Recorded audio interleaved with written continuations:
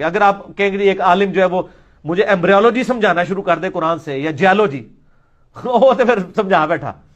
اب یہ مثلا سائنٹیفک ایسپیکٹ کو لے رہا ہوں میں, انسانی جسم کا حیاتیاتی ارتقاء کس طرح ہوتا ہے رحم مادر میں, ماں کے رحم میں. یہ صفحہ 2207, میری آواز سنیں گے, اسکرین پر آپ اس کے پیجز دیکھیں گے. رحم مادر میں انسان کو وجود کیسے ملتا ہے, اس کا ارتقاء کیسے ہوتا ہے, ایمبریونک ڈیولپمنٹ کیسے ہوتی ہے.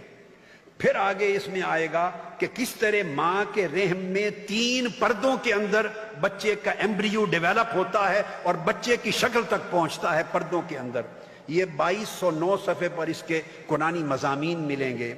پھر یہ ہے کہ نطفہ کس طرح نطفہ امشاج ہے, مختلف فلوئڈز کا ملا ہوا ایک مخلوط نطفہ ہے, کس طرح رقیق مادے سے انسان کی پیدائش ہوتی ہے. پھر باب ہے کہ خلیاتی تقسیم کیسے ہوتی ہے, سیلولر ڈویژن کیسے ہوتی ہے, میوسس ڈویژن اور مائٹوٹک ڈویژن, جن سے سیل 2 میں پھر 4 میں پھر 16 میں بدلتے بدلتے کس طرح پھر مرد اور عورت میں بدلتے ہیں. انڈے کی رحم مادر میں منتقلی کیسے ہوتی ہے, جونک کی طرح وہ معلق وجود کیسے بنتا ہے, اور نطفہ سے لے کر پیدائش تک 6 مرحلے ماں کے رحم میں جسے آنکھ نہیں دیکھ سکتی, وہ قرآن بیان کرتا ہے 1400 سال قبل, جس کا علم سائنس کو پچھلی صدی میں ہوا, 1941 کے بعد ہوا انسان کو.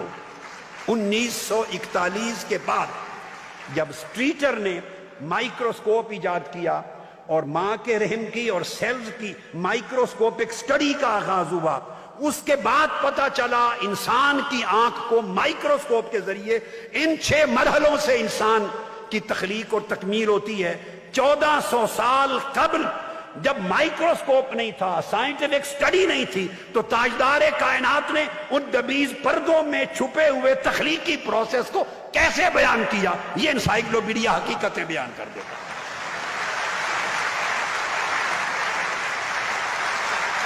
کیسے نطفہ بنتا ہے, فلوئڈ سے کیسے زائگوٹ بنتا ہے, کیسے ہینگنگ میس بنتا ہے, کیسے چیوڈ لمپ بنتا ہے, علقہ اور مدغہ, کس طرح اعظام یعنی بونز کا سٹرکچر آتا ہے, کس طرح فلیش اور مسلز آتے ہیں, کس طرح گریجول کریشن ہوتی ہے. یہ سب کچھ قرآن مجید کے سارے مقامات کو ایک باب میں جمع کر دیا.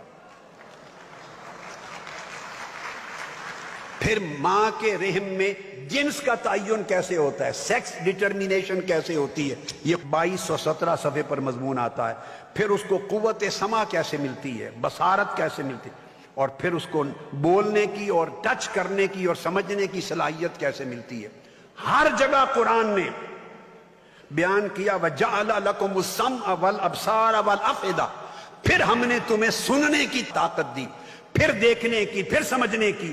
قرآن نے ایک جگہ پر بھی بصر کو سمع سے پہلے, دیکھنے کو سننے سے پہلے قرآن نے ایک جگہ پر بیان نہیں کیا, ہر جگہ سمع کو پہلے. 1400 سال تک انسان کو یہ معلوم نہیں تھا کہ یہ ترتیب کس طرح ہے, حواس کے آرگنز کیسے کھلتے ہیں. پہلے آنکھ کام کرنا شروع کرتی ہے ماں کے رحم میں, یا کان یا دماغ. 1400 سال تک کسی کو معلوم نہیں تھا. قرآن نے ایک ترتیب بیان کر دی, پچھلی صدی میں پتا چلا, اور آج ایمبریونک سٹڈیز کے ذریعے پتا چلا کہ جب یہ حواس کے آرگنز قائم ہوتے ہیں تو سب سے پہلے کان کھلتے ہیں, بعد میں آنکھ کھلتی ہے. 1400 سال قبل قرآن مجید علم کا وہ ذخیرہ ہے کہ میں نے ایک طالب علمانہ خدمت قرآن مجید کی 50 برس زندگی کے گزارے.